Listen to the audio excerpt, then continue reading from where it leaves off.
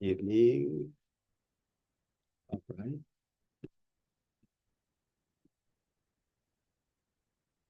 Live Facebook.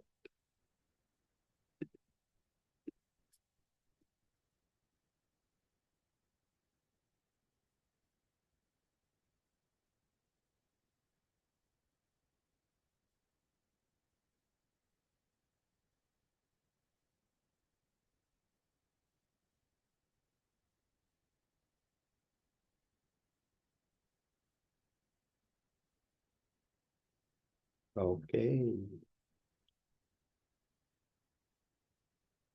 All right, Sister Malu, let's have the opening prayer. Good, good evening, everyone. Let us all bow down our heads and let's all pray. Father in heaven, we thank you for this day that you have given us, Lord. The strength, the grace, the things, oh Lord God, that happened today, oh Lord God. We just want to give you praises and honor, Lord God. And tonight, Lord, as we celebrate, Lord God, your goodness, oh Lord God, because we have come to this day, oh Lord God, that we are right now joining the midweek service, Father God. Thank you for all the blessings, Lord. And thank you, Lord God, for the presence, oh Lord God, of each and every one of us, Lord. May you give us, Lord, may you give us, Lord, an understanding that we may understand and the lesson for tonight, oh Lord God. We ask for double portion of your anointing to Pastor Freddy, who will discuss the lesson for tonight. And may you give us, Lord God, the receptive heart, ears, and understanding, Lord God, so that we may walk freely according to your will and purpose. We are also asking for your forgiveness for all the sins that we have done against you, Lord, and that purify our hearts, that we may continue to work in your ways, O Lord. We ask, O Lord God, for other members of this congregation, if possible, Lord God, to let them, Lord God, hear your word for tonight, so that things will be properly done, Lord God, according to your will and purpose. We thank you, Lord God, for everything, oh Lord Jesus. So you also remember those people who are sick right now. We ask for intervention, healing, Lord God, and that the things, oh Lord God, that we needed, Lord, most, Lord, we ask for your presence, Lord. We thank you, Lord God, for everything. We just want to say um, all these things, oh Lord God, that comes from you alone, oh Lord. In Jesus' name we pray. Amen. Amen. All right, thank you. Good evening. Good evening, Iker 5. Thank you, Sister Malu, the Queen Esther last Sunday. Thank you for that wonderful surprise. And tonight is another night. Tonight is Wednesday. It's live from New York City, New York, the beautiful city of the Lord. Okay, the beautiful church. And our speaker for tonight is me. Okay, yours truly, Pastor Ferdy, fresh from Las Vegas. Okay, I miss your celebration last Sunday because of the other celebration.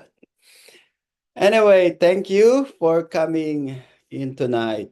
And those who are in Facebook, those who are in Zoom, good evening and welcome to our midweek Bible engagement tonight. Okay, last week, Queen Esther Maluturla, all right, he spoke about the missionary motives. a missionary challenge. All right. And then the previous week, Pastor Michael speaks about the missionary motive. Now, tonight, we will talk about the conscience. Okay, conscience is a very broad issue. Okay, when I was young, okay, every time we watch TV, somebody will say in the advertisement of safeguard, ako ang iyong konsyensya. Use safeguard. Okay, use safeguard. All right, now, For free advertisement, Pastor. oh yeah. All right, so tonight, we will talk about the conscience. Okay, conscience is a very broad subject. Okay, because it is just like your whole human being. It involves your inner personality. Okay, and your inner personality will be manifested outwardly. Okay, so anything that we see from the outside is your real inner person. All right, so let's have our introduction. According to Oxford University, conscience is an inward knowledge or consciousness, the faculty that passes judgment on the moral quality of actions of individual. So you can see here, it involves inward knowledge, okay, consciousness, your inner understanding. And that's how the Oxford Dictionary defined the word conscience. It is a faculty that passes judgment. Okay, so because of the conscience, okay, because you can see what is good and what is bad. Okay, the conscience wants you to always to always decide for good. That is the intention of conscience. That's why conscience is telling you what is good, what is bad. But conscience wants you to follow good. Conscience, another one is Halesby Dictionary. According to this dictionary, conscience is one that can have peace with God. So you can have peace with God. Your conscience can lead you to have peace with God. But without a good conscience, a person's experience would not be a happy one. So he wants you to have peace, but if your conscience is not a good conscience, okay, that will lead you to be a bad experience with God. All right. So here, according to our materials, conscience is something inborn and universal rather than acquired faculty. So you cannot acquire it. You cannot develop it from one culture. You cannot develop it from school, from religion, but it is something inborn. When you were born, your conscience is there already. It is universal, whether you are European, Asian, or African, or Middle Eastern, or Latinos, there is a conscience inborn in you as a person. All right? Now, look at 2 Corinthians chapter 4, verse 2. It says here, but we have renounced the hidden things of shame, not walking in craftiness, nor hardling the word of God deceitfully, but by manifestation of the truth, commending ourselves to every man's conscience in the sight of God. Excuse me. According to Paul, based on this passage in 2 Corinthians chapter 4, verse 2, according to Paul, when we became believers, we are now ashamed of our past dead works. In fact, we don't want to talk about our past. We testify, we shared during testimonies, okay? But as much as possible, we avoid to talk about this because we are ashamed of this. Our conscience tells us that that is not a good experience. Okay, that's why Paul said, renounce the hidden things of shame. Nakakahiya. It's so shameful to think about our past. Okay? And then, what is our action now? We stop our evil doings. So we don't want to talk about this and we stop doing it, but we obey God's commandment. And the thing is, not deceitfully, not deceiving ourselves. Okay, we are trying to obey God willingly. Okay, with good conscience. Okay, when we become believer, we want to obey God with the best that we can. That is the initial things that happen in our lives, di ba? So in the past, as non-believers, we tried, okay, we tried to be good. In the past, we want to forget everything, but now we are trying our best to be good in the eyes, not only in the eyes of God, but also in the eyes of men. Okay? Of course, right? So now, with a good purpose, according to Paul, commending ourselves to every man's conscience. Okay? But by manifestation of the truth. So with a good purpose, we manifest the good works from inside out, commending ourselves. Look at that. But by manifestation of the truth. Okay, we want to manifest what is inside out. Okay, that is the thing that happened in our lives when we became a believer. We want to purge, we want to be purified, we want to be righteous from the inside. And then from inside, we want to manifest it outside. Okay? So, with awareness, as we carry the gospel of Christ in the world. Okay? So, according to Judaism, okay, the concept of conscience is very strong. Okay, if you know Jewish people, if you are working with a Jewish family or Jewish employer, you can see that they have a very strong conscience, especially in doing good works. Okay, if there are calamities, if there are many things that happen in this world, they are there first, willing to help. Okay, because of their strong conviction. Okay, so let me just read it again. In Judaism, the concept of conscience is very strong and is expressed through the Hebrew word matspun. Okay, the word matspun is a very strong inner struggle. Okay, they want to follow what is that inner struggle in good way. Okay, conscience must be manifested by doing good works, especially in time when calamities came, and avoiding temptation for moral purpose. Example, in the story of Joseph, Joseph's recognition that his action would be a sin before God when temptation comes is an example of an inner ethical realization. Remember that Joseph was being tempted by the wife of Potiphar. Okay? But instead of yielding to the temptation, he decided to get rid of this temptation because of his conscience. He knew that there is an inner ethical importance. Okay? So the physical manifestation of conscience is the beating of the heart when faced with a moral challenge. I believe we have experienced that. Okay, we have experienced that we are struggling in time of temptation.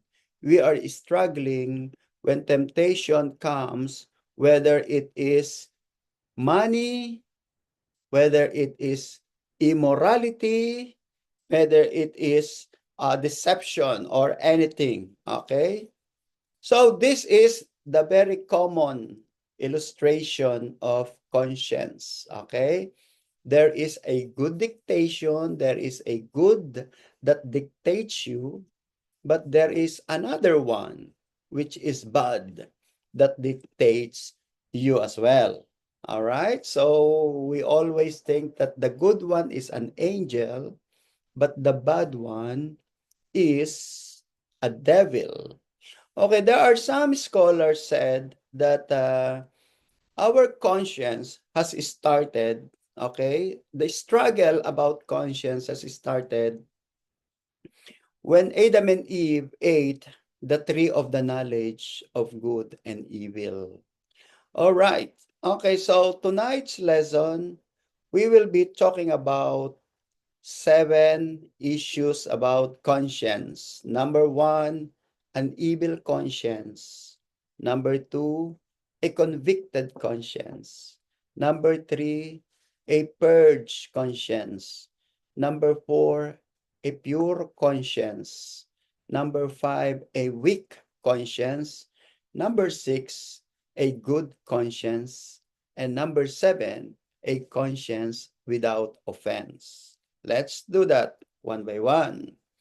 Okay, so the first thing is an evil conscience. What happened to humanity? Remember that when Adam and Eve has sinned against God, human being became evil. Although there is a good and there is bad, but evil is stronger than good. Look at number 1. Not all consciences are good. In fact, since the fall, human beings are depraved, or consciences are depraved. The conscience of man suffered terribly in the fall in the Garden of Eden.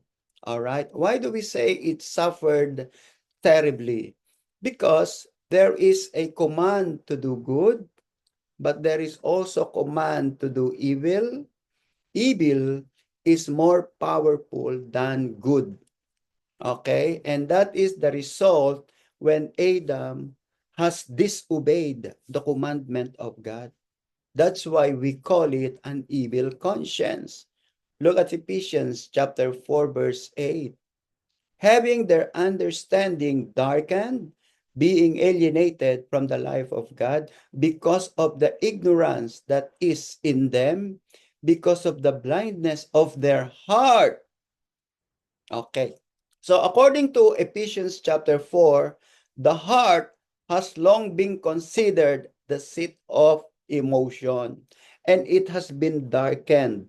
It has been alienated from the life of God because of the ignorance that is in it. What is that ignorance? You know, our heart is the seat of innermost being. The word heart is kardia in Greek. And that is our conscience. Okay, that is the innermost being of humanity, of a person, your heart. Okay, and your heart is the seat of your spirituality. But the problem is, it has been alienated from God, and it has been darkened because on what happened to the garden. All right, because on what happened to the garden. Okay, look at 2. Okay, look at 2. Sin has clouded the pure Adamic conscience of man. Romans 1:21. Because although they knew God, they did not glorify him as God, nor were thankful, but became futile in their thought, and their foolish hearts were darkened.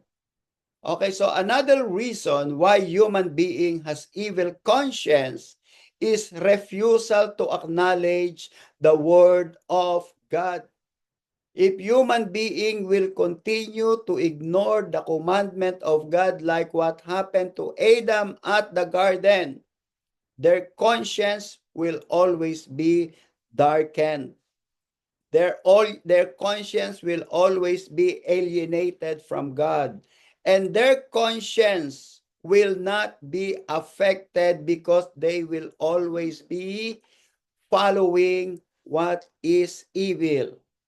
Look at Romans 1. Although they knew God, they did not glorify him as God. Human being knew that there is God. Human being knew that there is a greater creator. Okay, nobody can say, I don't know. Because when God created human being, conscience is already there.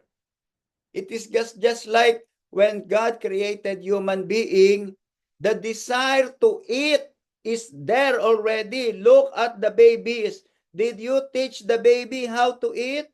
No, because the faculty for eating was created by God right then and then. That's why when we were born, immediately we are looking for food. We are craving for milk because it is there already. It is created by God there.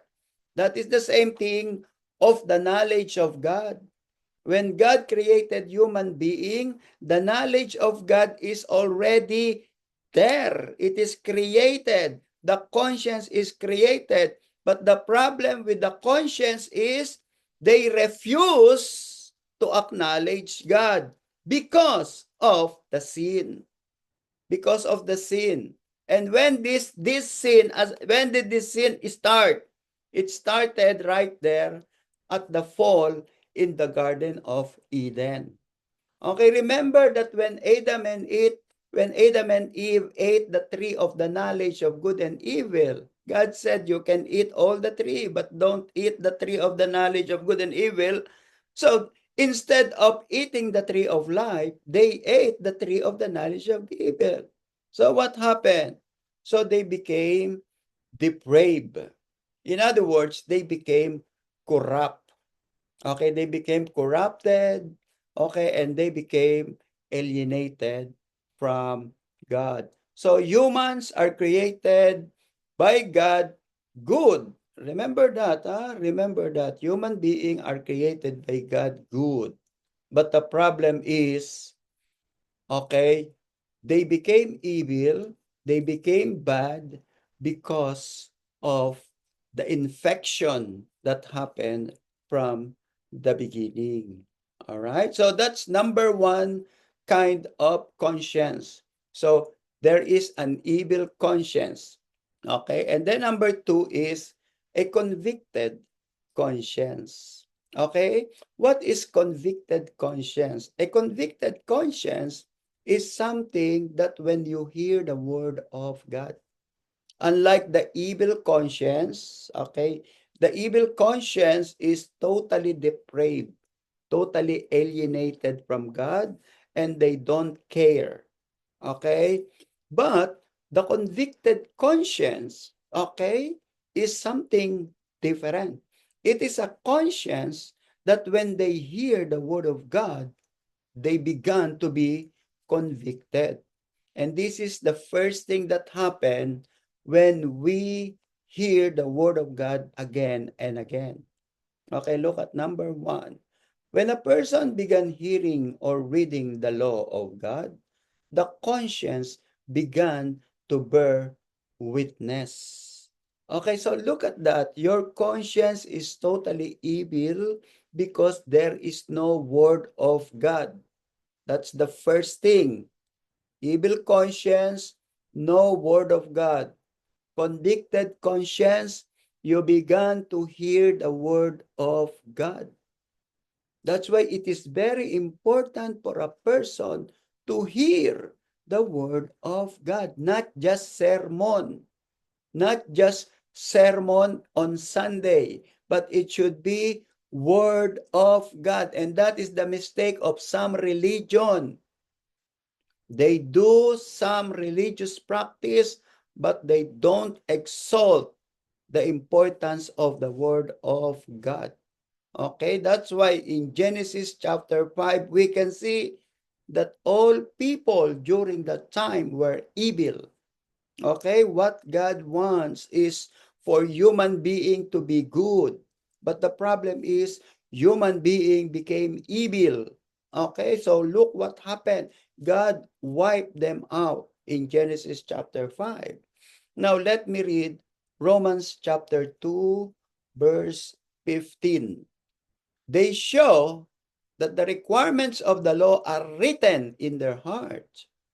their consciences also bearing witness, and their thoughts sometimes accusing them, and at other times even defending them.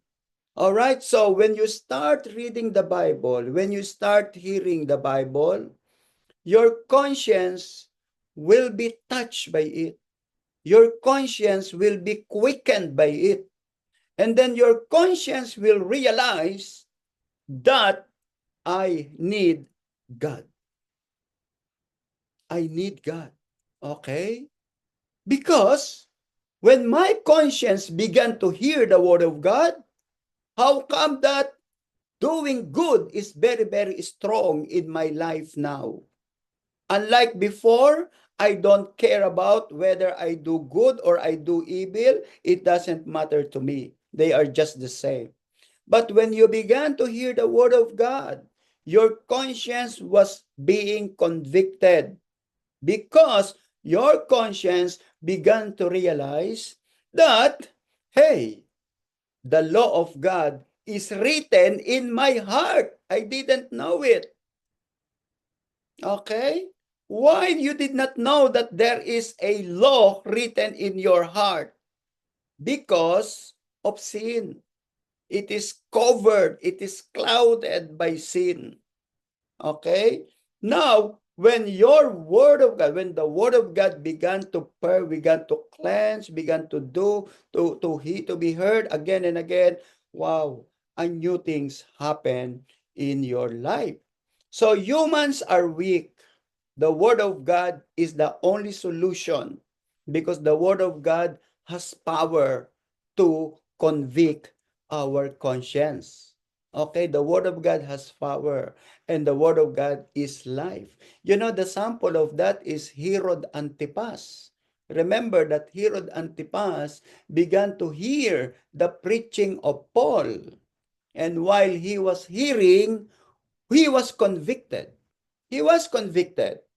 Okay, he was convicted and he want to change. Okay, but the problem with Herod Antipas is that he wants Paul to stop preaching because he was convicted. Number two, the judgment of conscience is categorical without giving reasons. It is absolute for it, neither bargain nor compromises, and it is individualistic. Okay, look at that, the story of an adulterous woman in John chapter 8. We can see this, that the conscience of the accuser are being convicted when Jesus Christ began to talk. Remember that they want to judge the woman. They want to stone the woman because this woman was a sinner.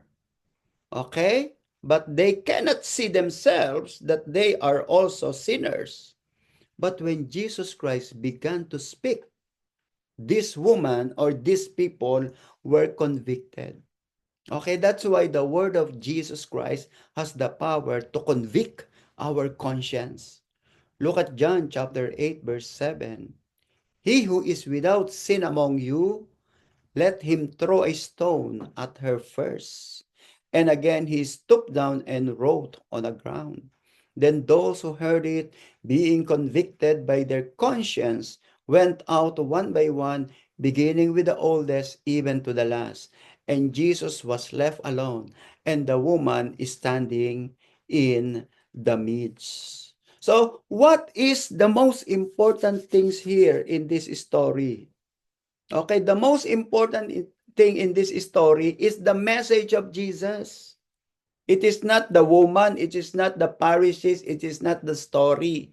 It is not the story itself, but the message of Jesus. The word of Jesus is powerful. The word of Jesus is pure. The word of Jesus is life, and it has the power to convict the conscience of a person. And this is exactly what happened to all religious leaders when they heard the message of Jesus. So all of them were convicted. All of them began to remove the stone from their hands because they realized that they are also sinners like that woman. Okay? So you see how important the Word of God is to a person. Okay? So as a believer in Jesus Christ, we should not stop reading, hearing the Word of God because it will convict us. And eventually, after conviction, what's gonna happen to us? Our conscience is now a purge conscience. So the sins will be removed. The sins will be taken away. And this is where we get the word purgatory, purging. All right? Purgatory is not in the second life. Okay, purgatory is here. Purging a purge conscience. Okay, how to purge your conscience? By the word of God. It is by the blood of Jesus. Okay? That's why apart from all of this, nothing will happen to a human being. Number one, okay, this is our third thing. Okay, the third thing is a purge conscience. A purged conscience realize the evil of a depraved conscience. What is depraved conscience? The corrupted conscience. Why do we have corrupted conscience? We have corrupted conscience that start from there, from the beginning, from the Garden of Eden. All right? It started when Adam and Eve has sinned against God. So human's conscience became corrupted. Human conscience became depraved. Okay, now when they hear the word of God, the conscience began to be convicted. Now, if your conscience will side on positive, if your conscience will respond positively, then it will now be a purge conscience. Purge from where? From sinfulness, from sinful way. So a purged conscience realize the evil of a depraved conscience. Let conviction leads to a conversion of the standards of conscience. Let conscience maintain a high standard of righteousness and then stick to it. Let me read this Hebrews chapter 4 verse 4, chapter 9 verse 14. How much more shall the blood of Christ, who through the eternal Spirit offered himself without spot to God, purge your conscience from dead works to serve the living God. According to our Hebrews chapter 9, okay, the blood of Jesus Christ, okay, has the power to purge your conscience. Okay? The Word of God convicts you. The Word of God gives you an agitation.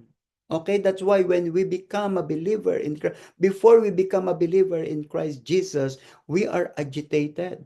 Especially the first time you attend a Bible study, the second time you attend a Bible study, or when you start attending the service, the Sunday service, you are being agitated because you are being convicted. Okay? And besides, many people are are afraid. They are afraid to go the Christian community. Okay, have you noticed that when you invited people, can you come to our church? Would you like to come to our church? Some people said, "Oh, I'm not yet ready to be holy." Why? Because they knew that they will be convicted. Okay, now when they come, like what happened to me, like what happened to you, when you agreed with that person who invited you and sit down and listen, you are being convicted, and at the same time, your conscience is being purged. Okay, because of the blood of Jesus. You know, that is a instantaneous work of the Holy Spirit, my brother and sisters. We didn't know that. We didn't see that. We didn't see those process. Okay? The only thing we knew is that you are being convicted and then you desire to live a holy life. You decide to follow the Lord Jesus Christ. You began to look at the mirror and look at yourself. Am I being a new person? Am I becoming a brand new person now? Okay? So your conscience start to pray to God. You want to pray to God, Lord, I want to pray. I want more enlightenment. I want to read more. You start reading the Bible. You start listening to the music and you start becoming conscious. You are becoming very, very conscious of yourself. And I'm sure it happened to you. Okay? It happened to you personally. Okay? So no longer silence conscience. Your conscience before is just there. You don't care about good. You don't care about evil. You don't care what is happening. You do not have a desire. Okay, you do not have the desire to be holy and to purge all your sin and to stop all your sin. All right? But when you began to hear the word of God, okay? When you began to sit down, when you began to be serious with your walk with God, that's it. It's a purging. It's a purge conscience. Number two, some, for conscience sake, have suffered torture, loss of property, reputation, and even martyrdom rather than offend conscience. Romans 9:1, I tell the truth in Christ. I am not lying. My conscience also bearing the witness in the Holy Spirit. What does it mean with number 2 and in connection with Romans chapter 1 verse 1?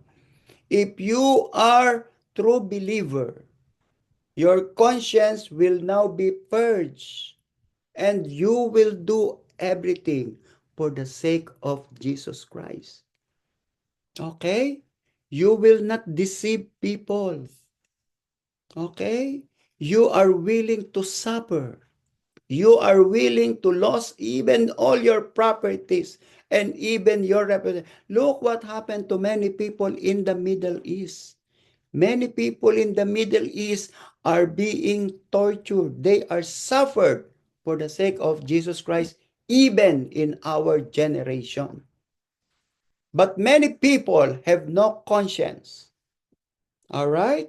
So that is a purged conscience. That's why Paul said, I tell you the truth in Christ. I am not lying. My conscience also bearing me witness in the Holy Spirit.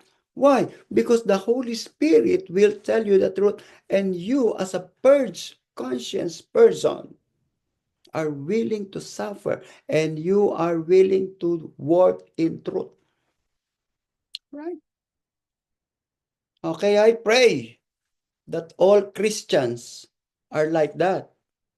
Okay, because some people, even though they are Christians, there is still no conscience. Many people are like that. Okay, many people. Okay, when we say Christians, not the born-again Christians, but different denominations. Because when we say Christians, like the Greek Orthodox, the Roman Catholics, the Coptic Church, the Assyrian Orthodox, the Greek Orthodox, the Baptists, the Methodists, the born-again believers, and all of this. Now, which of these true believers, which of these denominations whose conscience are being purged already? And I pray that we belong to that purged conscience, my brother and sisters. Okay?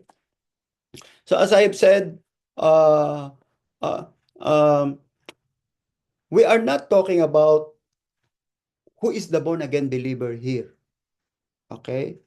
Who is a born again believer? I'm not talking about the born again believer. I'm talking about the all denominations of Christianity. Okay, all denominations. Do you know that 10 years ago, there are 20 Egyptians who were beheaded by ISIS. Okay, the 20 Egyptians were beheaded in Egypt okay, by the ISIS. I don't know if it is in Egypt or in Iraq. I don't remember. But these people were beheaded. And accordingly, the ISIS demanded that their faith should be renounced and be converted to Muslim. Okay, so the ISIS, remember the ISIS, these are the enemies of the people during 10 years ago or 15 years ago. And then they want the 20 Christian Egyptian to renounce their faith. And do you know what happened to this Egyptian? They never renounced their faith. According to them, I love Jesus, we love Jesus Christ. And that is our conscience, and that is what our conscience dictates. We will not deny Jesus Christ. And you know what happened? We discovered that they are not born again believers. They are Coptic Catholic. They are not born again believers, but they are Coptic Catholic who are willing to die for the sake of Jesus. All right? Now, are we willing to face this? Some people said, no, they will kill me. Okay? Immediately they are afraid. Okay? All right? I remember when we were intimidated in Saudi Arabia, I remember that we were in prison. Okay, we were told that if you will be converted to Islam, okay? Because they are asking us, what is the meaning of the name of our church? The name of our church is Jesus First Christian Ministry. They said, what is ministry? What is ministry? They thought it is a ministry similar to ministry of telephone, ministry of education, We told them that this is a church work. And then they said, if you will be converted, you will not be imprisoned, but you will also be given a special consideration. Okay, but we decided to say no. We are not willing to be converted to Muslim because we are believers. So that is a purged conscience. You will not compromise your faith for the sake of worldly benefits. And this is exactly what happened to the Egyptian Christians 15 years ago when they were beheaded by ISIS because they said, we will not renounce our faith for the sake of Jesus Christ. So again, these are not born again Christian, but they are Greek. They are Coptic Christians. They are Coptic Catholic. All right, so after a purged conscience, what's gonna happen to your conscience? Okay, remember that the first thing is evil conscience. The second is convicted conscience. After being convicted, it is now purge conscience. Purge, it means you have been cleansed. And now, look what happened at the port. You are now a pure conscience. So in other words, it is a progressive.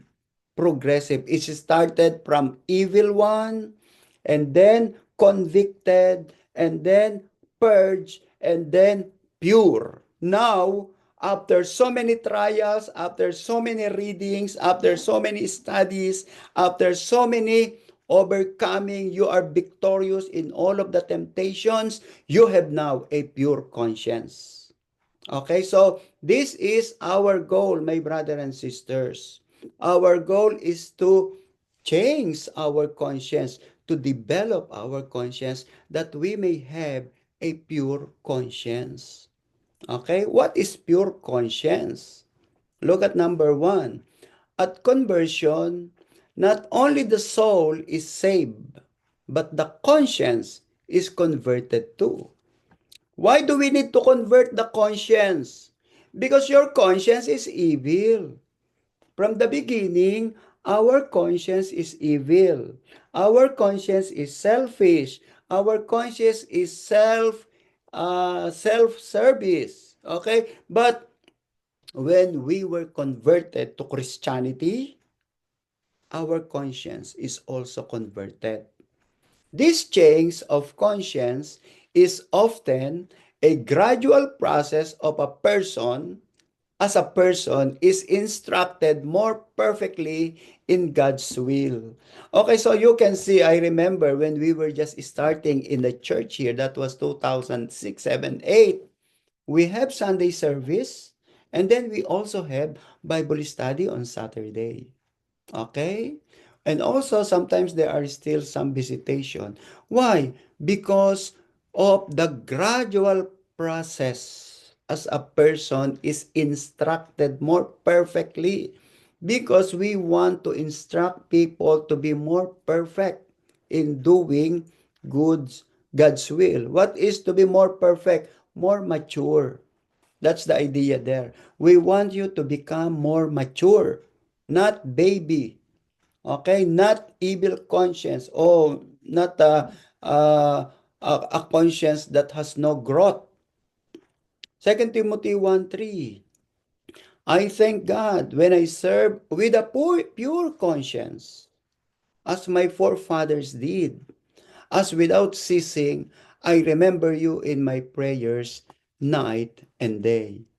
Okay, so look, this is the prayer of Paul. Okay, look at the prayer of Paul. He was very thankful to God because he can serve God with pure conscience.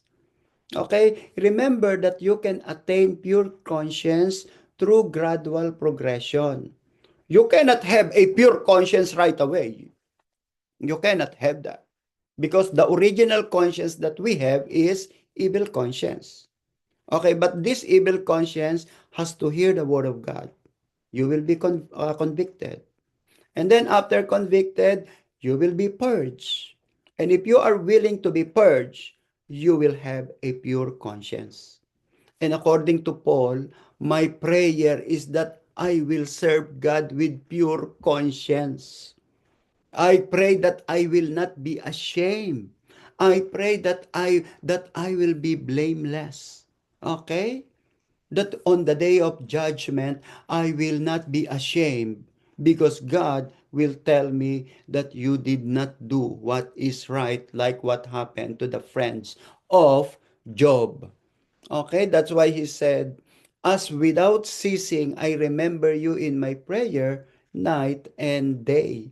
So Paul has a pure conscience and he is not ashamed. Remember that conscience is the reality in inner person, as an inner person. Okay, number two. Okay, number two. The conscience is cleansed. Again, by what? By the blood of Christ. Where the blood of animal sacrifices was a type of Calvary's blood. Okay. Again, it is mentioned here in verse 3 that the blood of Christ purge your conscience. Now here, the blood of Christ cleanse your conscience. Okay? So, what is the work of the Word of God? What is the purpose of the Word of God, my brother and sisters? The Word of God will convict you. That's why you need to have the Word of God. While you are receiving, while you are hearing the Word of God, the Word of God will convict you. The Word of God will purge your conscience. But the blood of Christ will cleanse you. Okay, the blood of Christ will cleanse our conscience. Hebrews chapter 10, 1. For the law, having, okay, having a shadow of the good things to come, and not the very image of the things, can never, with these same sacrifices, which they offer continually year by year, make those approach perfect. For then would they have not ceased to be offered, for the worshipper, once purified, would have had no more consciousness of sin. Okay, so listen to this, my brother and sisters. The author of Hebrew is comparing the blood of Jesus with the blood of animals. According to the Hebrew writers, the blood of animals has no power to cleanse the conscience of human being. But the blood of Jesus Christ has all the power to do it. And this is what happened to us when we were in our old religion. Okay? We are very religious. We are offering many things. In fact, there are many peoples in other places, in other religion that offered animal sacrifices until today. Example, look at the Islamic people. They offer animal sacrifices every Ramadan. Today, this month is Ramadan. And look what happened to Israel. Every Ramadan, there are many suicide bomber. Can you imagine? While they are celebrating the holiness, the holiest month of Ramadan, that's the time that they want to kill people. Why? Because there is no purging of conscience. There is no purification of conscience in the works of the blood of animals. The blood of animals cannot change. All right? The blood of animals cannot make a person convicted. Okay? Unlike the blood of Jesus Christ. The blood of Jesus Christ has the power to purify and to change our heart. Okay? But there is a process. You need to have the Word of God. All right? Do not ignore the Word of God because after the Word of God follows the blood of Jesus Christ. Okay? Don't ignore the Word of God. Okay? You cannot be cleansed by the blood of Jesus without the Word of God. Okay? So when you ignore the Word of God, okay, you are missing the two things, the conviction and the purification. All right? So what is our role now? Our role now is continuous study, continuous discipleship, continuous learning. Because as you read and as you listen, there is no stopping in conviction. You are always convicted. Okay? You are always convicted, and where your response is positive, there will be a cleansing by the blood of Jesus. But we didn't see that. We didn't see the process. But we know that in spiritual things, it is happening. It is happening in spiritual realm. Number three, to the saved, the conscience is a friend to know and love, a messenger from God. The standard of the conscience is perfection, which is God's standard. So you can see, if your conscience is pure, according to our material, it means your conscience is your friend. If your conscience is purged, and if your conscience is willing every time you are convicted to obey God's will, it means your conscience is your friend. And this friend will bring you to your eternity with God. Okay? That's why if your conscience is always negative, if your conscience is always critical, if your conscience never respond to the call of God, some people are convicted, di ba? Some people are convicted while the preacher is preaching, and then look at the evil conscience of people. Oh, this pastor is talking against me. That is an evil conscience. Okay?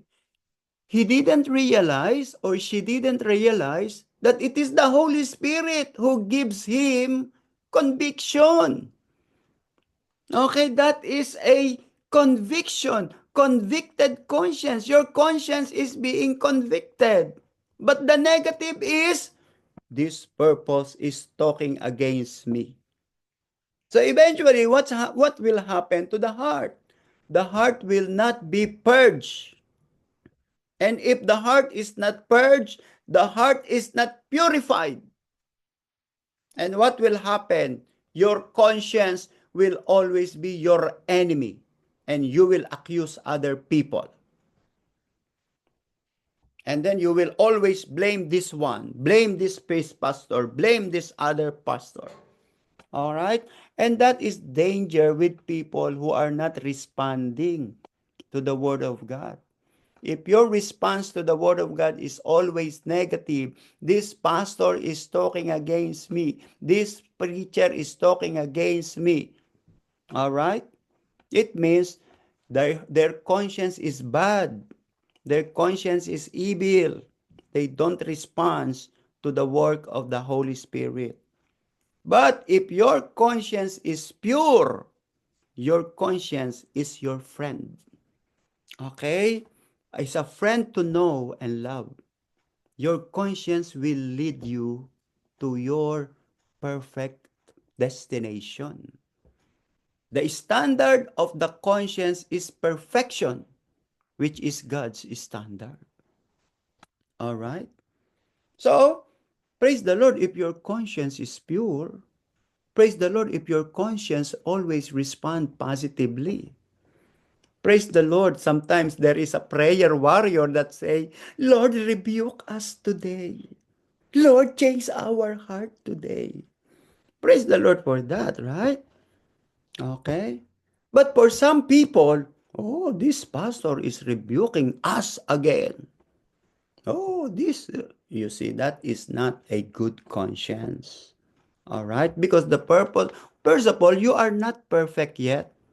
We are not perfect yet. No one is perfect. We are all growing. We are all growing. Okay? But when you start responding negatively, your conscience will bring you to your own destruction. Matthew 5:48, therefore, you shall be perfect, just as your Father in heaven is perfect. That is our goal. Okay, look at the command of Jesus. You shall be perfect. Are you perfect now? No. But that is our goal. That is the goal of the Holy Spirit. Okay, that's the goal of our conscience. That's why you always listen to your conscience. Okay, you always listen to your conscience because your conscience is your friend that will bring you to your perfection. All right? And then number 5 is a weak conscience. Oh, there is a weak conscience. What is this weak conscience? Probably they are weak in temptation. Okay, 1. The young convert may find his conscience is too weak to rely upon. This weakness can be overcome by prayer, Bible study, and constant obedience. So why do we say that our conscience is weak? Listen to this, my brother and sisters, those in Zoom and those in Facebook, and those who are serious to grow and be perfect. All right? If you always commit mistakes, let us say, because you have two choices. Okay, you have two choices. Choice 1, choice 2. Choice 1, choice 2. So, Lord, please help me, help me, help me, help me, help me. And still, you chose negative, erroneous. It means you have a weak conscience. Why? Probably you look at materialism, you look at the instant blessing, not a long-term blessing. That's only a sample. I do not know. Okay? That's why you need to be strong in conscience. That's why if your decision always commit mistake, like, why did I always commit mistake? I cannot get rid of this situation. I'm always like this. After 1 year, 2 years, 5 years, I'm always like this. It is probably you do not have a strong conscience. Maybe your conscience is weak. Why do I have a weak conscience? Okay, look at that in 1 Corinthians 8:6. Let us read this. For us there is one God, the Father of whom are all things, and we for him. Remember that if you believe that God is your Father, it means God will provide your needs. The same way you provide your needs to your family. Look at you. Some of you are working so hard because you love your family. And why not God, your Father? All right? And for we, he, and for him, and we for him. And one Lord Jesus Christ, through whom are all things, and through whom we live. 7. However, there is not in everyone that knowledge, for some with consciousness of the idols, until now eat it as a thing offered to an idol, and their conscience, being weak, is defiled. Listen to this, my brother and sisters. Okay? According to Paul, there are many Christians, already Christians and believer in Christ Jesus. They believe that God is the Father, Jesus Christ is the Son, the Holy Spirit is the helper, and yet they keep on worshiping the idols. They still compromise their faith. All right? They still love other things more than God because their conscience is weak, and not only weak, but defiled. Why defiled? Because they compromise their faith. In other words, they don't obey the conscience, the dictate of the conscience or the advice of the conscience. They look on material things than the advice of the conscience. So, what's gonna happen to that person? They are weak. They are weak. The situation is the same and the same and the same and the same. There is no progression. Okay? So we call that a weak conscience. So how do we overcome weak conscience? Pray, Bible study, and constant obedience. Okay, sometimes we call it the voice of the Holy Spirit. The little voice of the Holy Spirit. So when you hear the voice of the Holy Spirit, that is the conscience, obey that.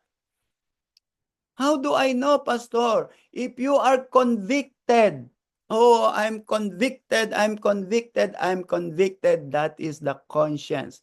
And if you disobey that, it means you have weak conscience. If you disobey your conviction, it means you have a very weak conscience and it is defiled. It is defiled. Number 2, the Lord desires to strengthen and build up the weak conscience. So the intention of God for us is to expose what kind of conscience we have. And if we are weak, we have to strengthen it. So again, how do we strengthen it? You can overcome it by prayer, by Bible study, and constant obedience. Obedience. Sometimes you really need to exercise your faith. 1 Corinthians 8:12. But when you thus sin against the brethren and wound their weak conscience, you sin against Christ. So how do we treat Christians with weak conscience? How do we treat them? Encourage them. Encourage. Okay? Encourage and then teach them, okay, to obey God. Teach them how to be strong.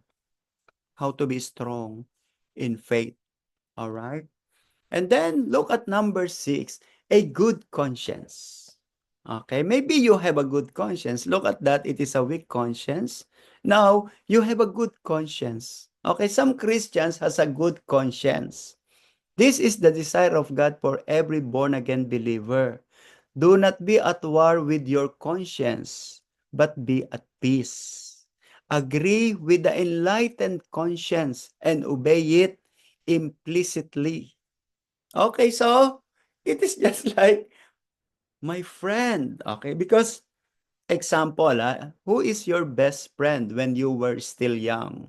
For sure, you have your best friend when you were in elementary or in high school, and you always talk to your best friend. And most of the time, he gives you advice. Okay, so that is your conscience. Your conscience is your best friend. Okay, that's why you have to listen to your best friend, your conscience, because your conscience will not lead you to distraction. You know, sometimes your best friend will tell you, oh, your boyfriend do negative to you, do negative to him also. All right? But your conscience will not do that to you. Right? Your conscience will lead you to be at peace with God because he is your best friend. That's why you need to learn how to listen. Pastor, how will I listen? It's there. You know it already. In fact, from the elementary, from the beginning, you know already because your conscience is dictating already in your life, even before you become a born again believer, even before you become a believer. Okay? Agree with the enlightened conscience and obey it implicitly. First Peter 3:16. Having a good conscience, but when they defame you as evildoer, those who revile your good conduct in Christ may be ashamed.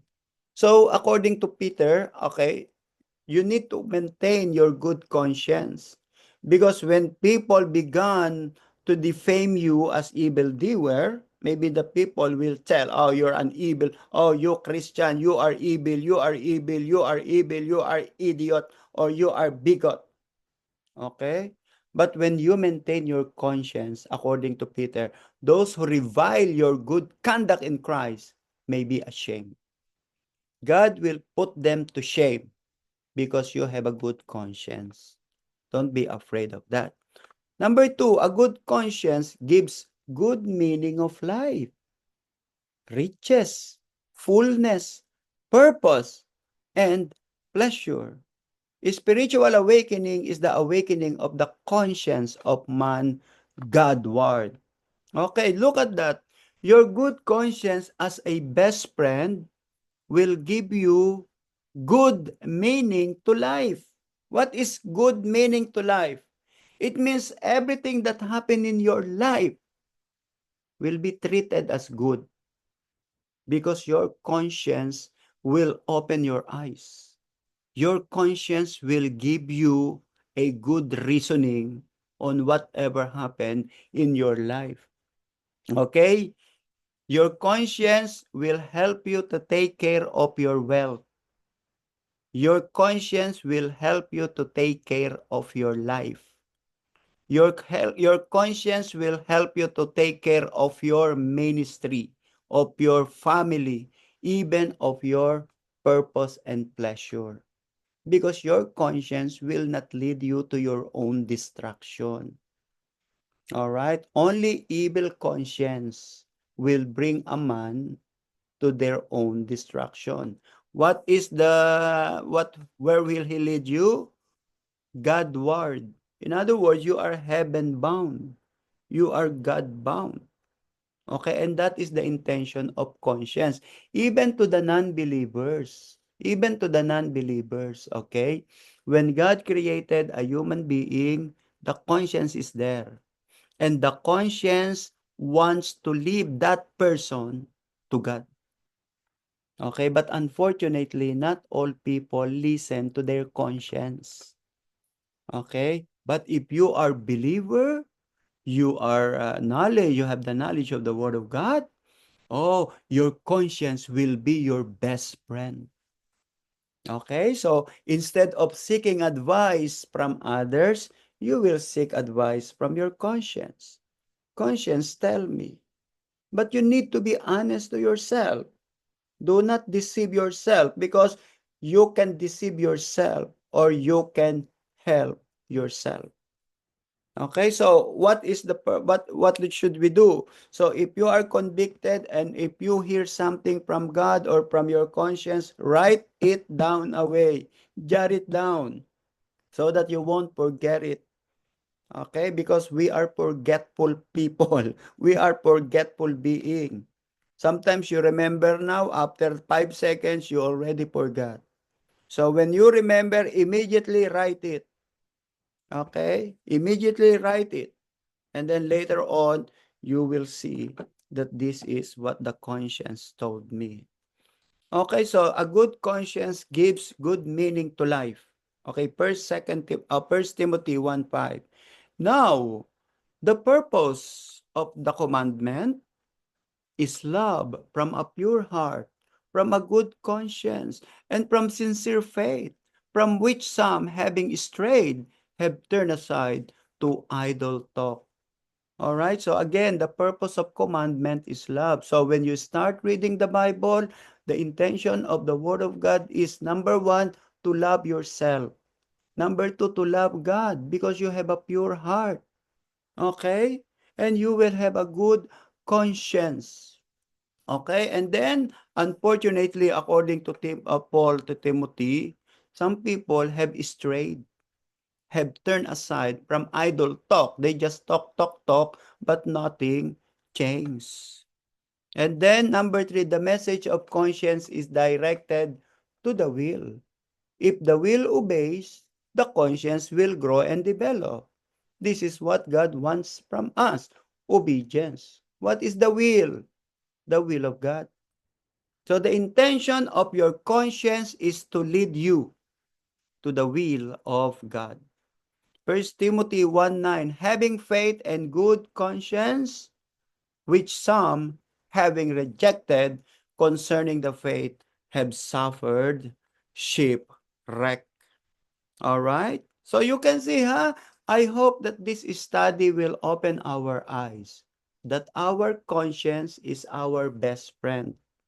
And if our best friend will be our really best, you will be sincere to your best friend. Your best friend will lead you to a good success. All right. And this is the last, a conscience without offense. What does it mean? This is one of the highest goal in a Christian life. Beware of oversensitive conscience that keeps the individual in continuous conflict. The result of justification is peace, not conflict. Acts 24:16. This being so, I myself always strive to have a conscience without offense toward good men. Okay, what is that oversensitive? When we say oversensitive, you always give bad reason. Okay, when somebody speaks, you always give bad reason for that. Or sometimes you abuse the goodness of other people to you. All right? So let us have a good conscience without offense. Okay, number two, the believer is indwelt by the Holy Spirit. And the Spirit works through conscience. So remember that, the Holy Spirit works in your conscience. That's why I told you the still small voice of the Holy Spirit. A sensitive conscience produces careful Christians who are conscious, dependable, and usable in the kingdom of God. So according to this material, be sensitive to your conscience or be sensitive to the voice of the Holy Spirit. Because when the conscience speaks or when the Holy Spirit speaks, it will lead you to God. It will lead you to God. How do you know that if it will lead you to God? The people can see the new things in your life. People can see, people can notice it. Okay, it is not God loves me, but there is nothing happen in your life. That is hypocrisy. That is evil conscience. All right, that's why you need to be sensitive because the people can see if you are really in God or not. Number two, an insensitive conscience produces careless believers, the weakening influence in the church today. Some Christians are insensitive to the voice of the Holy Spirit. They focus on themselves only. They don't care about their environment. They don't care about their church. All right? So they are insensitive to the voice of the Holy Spirit, and yet they always talk about the Holy Spirit. God spoke to me. The Holy Spirit, God spoke to me. And yet you can see their lives is full of negative things with God. All right. So again, so we are growing now, my brother and sisters. We are growing, and our goal is to towards that direction to our God. All right. Titus 1:15. To the pure, all things are pure. But to those who are defiled and unbelieving, nothing is pure. But even their mind and conscience are defiled. So you can see. Oh, praise the Lord. So, but praise God, a conscience without offense. So, the conscience without offense is you are sensitive to the voice of God. Okay, so your purpose is how can I be a help? How can I be a help to this? I don't want to be a burden. I want to be a help. I want to be a blessing. How can I be a blessing? That is a conscience without offense. You always desire to be a blessing to people. I want to be a blessing to people because that's how I am being created by God. I am a blessing. I am blessed to be a blessing. And for our conclusion, Hebrews 10:3, let us draw near with a pure heart in full assurance of faith, having our heart sprinkled from an evil conscience and our bodies washed with pure water. So you can see that we started from evil conscience and then we end up with a conscience without offense. Okay, because your goal now is to be a blessing. I want to be a blessing. I want to be part of the community that bless God's people. All right? So, you will do everything just to be a blessing. Okay? Yun lang. Okay? Let's hear it from Pastor Michael.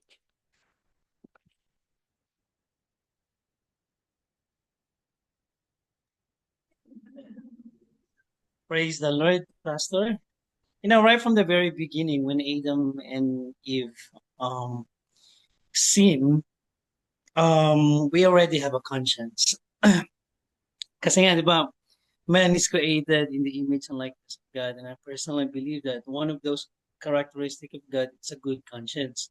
It's just that when we sin, when Adam and Eve sinned, together with the generations that came after them, also sinned, we all have a corrupted, um, we all have a corrupted conscience. But the only way where this can be perfected is when when we draw near to God. Kasi sabi ni God, God said in Ezekiel, said, I will give you a new heart. Diba? Why does God have to give us a new heart? Because we have a corrupted conscience. It's not that you don't have a heart, but it's a heart that comes only from God. And I'm not saying it's gonna be a perfect life in this world, because it's always constant, but a heart that completely rely on the empowerment of the Holy Spirit. Kaya sometimes it's weak, our conscience is weak because we're not feeding ourselves spiritually with the Word of God. So naghihingalo yung ating good conscience and it becomes weak. And the only option and the only remedy is to give our hearts to Jesus. It's always about good intention. Kasi when we say intention, motive, or heart or conscience, it's the inner us. And when God looks at us, He doesn't look at our appearance. He does not look at our skills. or our profession, but He looks at the goodness and the kindness of our heart. And He doesn't see anyone who has a good heart, but it's only those who are redeemed by Jesus Christ, only those who accepted Jesus as their God, as their Savior. Yun lang yung mga bago. Kaya I know we are, all of us are working in progress. Then let's work together. Our church, our Word International Ministries here in New York City, it's also a work in progress.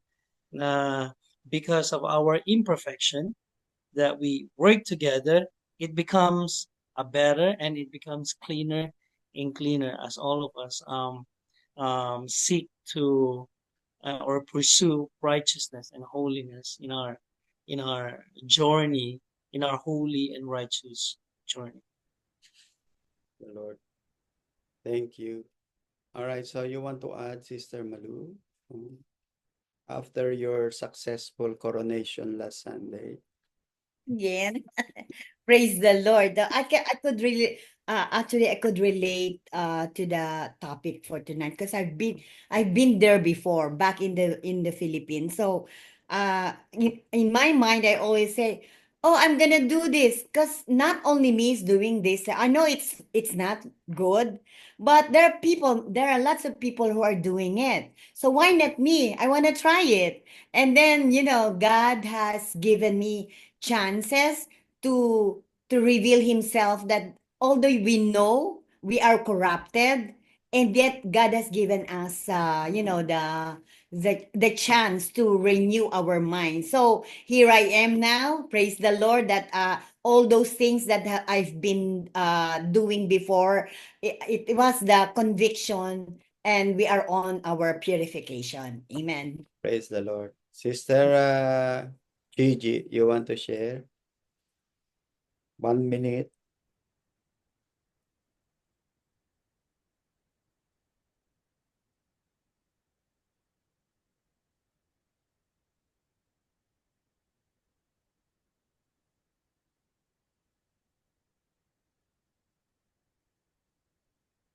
No? Okay, Sister Bell, before you close.